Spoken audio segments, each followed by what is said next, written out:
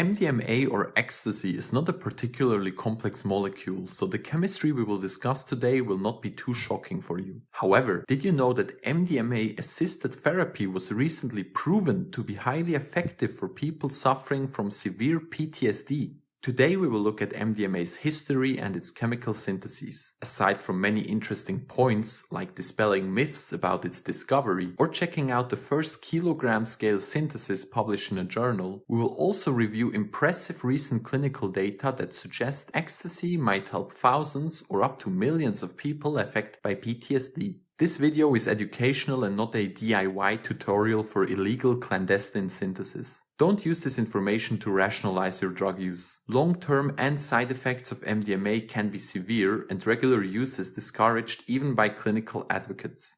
The origin of MDMA has quite some tales associated with it. For example, crediting various German scientists with its discovery, even though no documentation or basis for this can be found. MDMA was also not intended for use in World War I, but interestingly enough, there was quite some military experimentation on stimulants later on in the 1950s and 60s. This first myth goes at least in the right direction, but the history is much more intriguing than this. The story starts with hydrastin, a natural product indicated for hemorrhages isolated from some random plant. By start of the 20th century, this useful drug became more and more expensive because the plant was becoming more rare and cultivation attempts had failed. Therefore, the German company Merck was interested in finding ways to chemically synthesize it. They even had some Chad chemists reach out to them and offer a new, very cheap synthetic procedure for hydrastin. But for some reason, this guy signed a contract with Merck's competitor Bayer, which is quite funny. So the Merck scientists now had to find either a completely new drug or new synthetic approaches.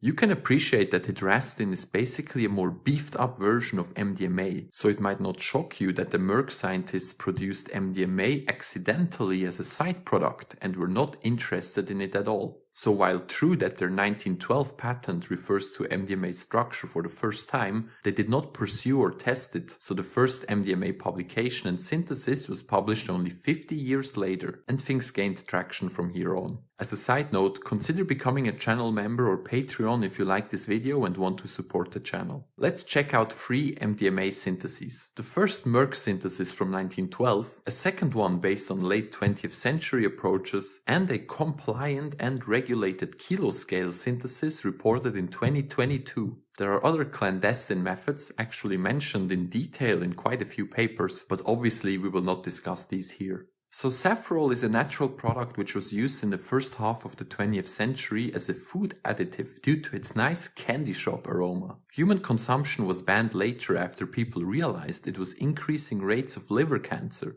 Feels like half of the pesticides and food ingredients used in the 20th century have the same story. Saffrole was a starting material for Merck scientists, but it can also be made synthetically in just a few steps. Starting from catechol, a double SN2 reaction forms the 1,3-benzodioxole ring. Then, monobromination with NBS gives the aryl bromide, which can be converted into a Grignard reagent and used in a nucleophilic substitution with allyl bromide.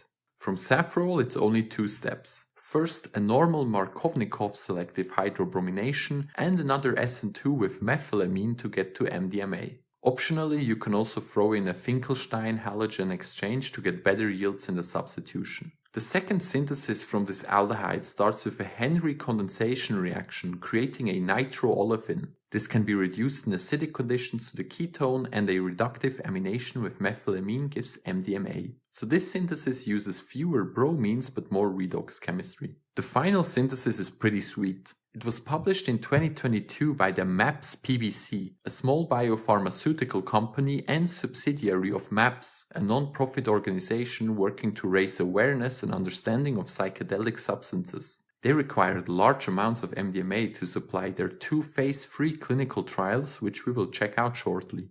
This is the first ever documented kilogram scale preparation of ecstasy or MDMA, with product being appropriate for clinical and potentially licensed therapeutic use due to process validation and GMP compliance.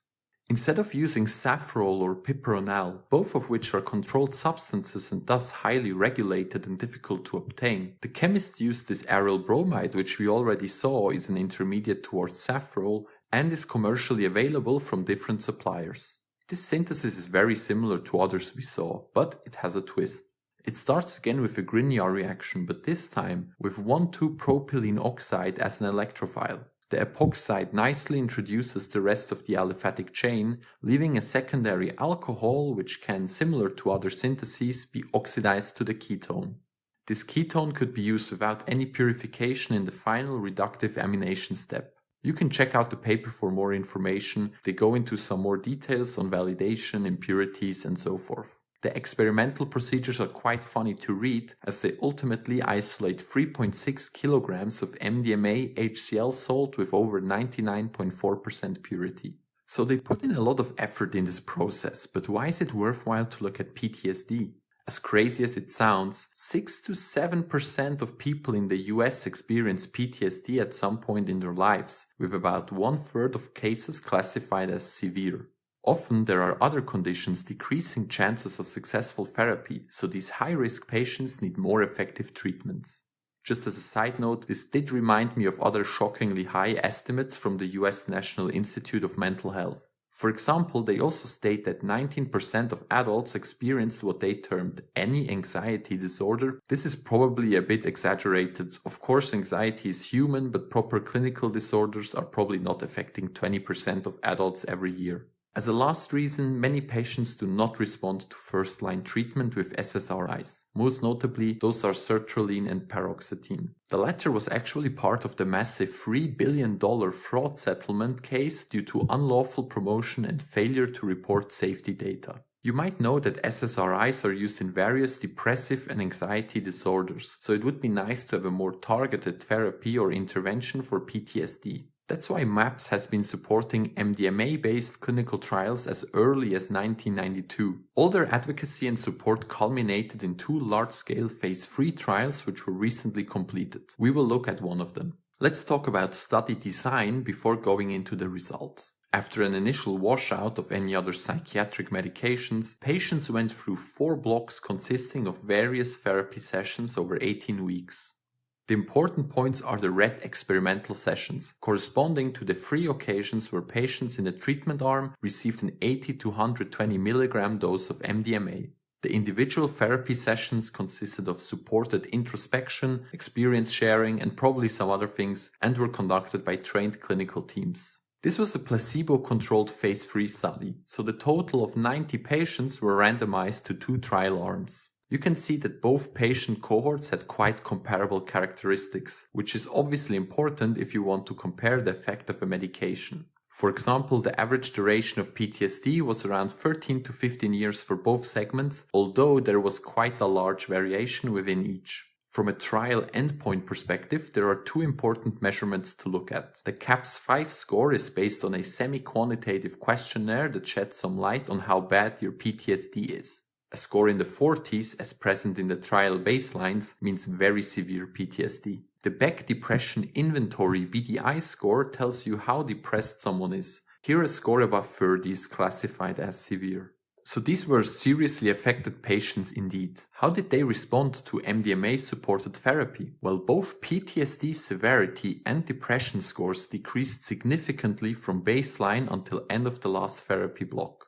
You can see that normal therapy also improves outcomes, so these seemingly fluffy therapy sessions are actually useful, but the effect with MDMA on top is clearly higher, as you can also see from the illustrative uncertainty ranges here. At the end of therapy, patients in the treatment arm were much better off, now having only mild PTSD on average and fewer depressive symptoms. Please note that guided therapy was still needed, so just taking MDMA randomly wouldn't have the same effect and could make things even worse. In this other nice visual, you can see the classification of patients by responders. While there were quite a few non-responders and only few patients in remission for placebo with therapy, the MDMA group had almost 40% of people completely PTSD-free and only few not responding at all. The nice thing was also that MDMA had an equally positive effect in high-risk people with other disorders, including the especially difficult to treat dissociative subtype of PTSD.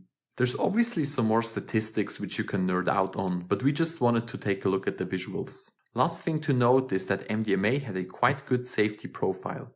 Clearly, several side effects like muscle tightness, appetite loss, nausea were much more frequent in the treatment arm, but most of them are okay and harmless. I guess you'd rather lose your appetite and have some tight back muscles than continue to be afflicted with severe PTSD. More severe adverse events like suicide attempts or self-harm were actually only observed in the placebo control, probably because their intervention was less effective. So at least in the short term there were no concerning safety signals. It is still a mystery how this works physiologically, but the literature speculates MDMA might reopen a window of neuroplasticity that allows for processing and release of fear and other emotions. Doing so, MDMA might support and catalyze therapeutic processing by allowing patients to stay emotionally engaged, while revisiting traumatic experiences without becoming overwhelmed. I could throw some more synaptic biochemical pathways and rationale at you, but we will not go there in this video. The FDA already granted MDMA-assisted therapy a breakthrough designation in 2017, so with this promising data in hand, MAPS PBC is expecting to submit their data for FDA approval in late 2023. It will be interesting to see how this pans out. Let me surprise you with another score which I intentionally left out earlier for simplicity, the SDS. This measures how well an individual functions in key life dimensions, and it seems like MDMA-assisted therapy could help patients become more functional and independent in their daily lives. Supposedly, US veterans report service-related disabilities that cost the government $73 billion per year. A chunk of these costs are probably due to PTSD, which might also further encourage the FDA to approve MDMA-assisted therapy, at least for certain high-risk patients. I think this was quite a nice journey, going from almost ancient history to modern clinical outcomes. If you like this video, consider becoming a channel member and activate notifications for future videos. Thank you and until next time.